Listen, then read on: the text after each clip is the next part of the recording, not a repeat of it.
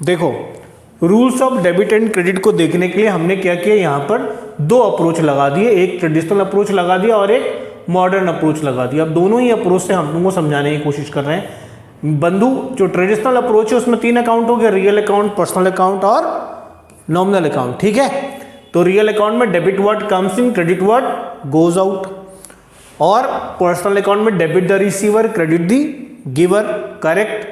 और nominal account में debit all expenses and losses, credit all income and gain, correct. और अगर मैं मॉडर्न अप्रोच की बात करूं तो भाई हमने क्या किया, मॉडर्न अप्रोच में अकाउंट को 5 पार्ट में बांट देते हैं हम लोग। कितने पार्ट में बांट देते हैं? 5 पार्ट में बांट देते हैं। तो कैपिटल ले लिया है ना, लायबिलिटी ले ली, एक्सपेंसेस ले लिया, इनकम ले लिया और हमने ले लिया एसेट्स। ये 5 पार्ट में हमने बांट दिया। और फिर हमने यहाँ पर लिखा कि for assets and expenses, assets और एक्सपेंसेस के लिए अगर मान लो एसेट्स बढ़ती है तो डेबिट कर दो, इंक्रीज होती है तो डेबिट कर दो।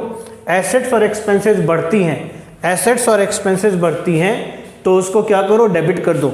और एसेट्स और एक्सपेंसेस घटती हैं तो क्रेडिट कर दो। ऐसे ही लायबिलिटी, इनकम और कैपिटल बढ़ती हैं तो क्रेडिट कर दो, और लायबिलिटी, इनकम, कैपिटल घटती है तो उसको डेबिट कर दो। है ना रिवर्स?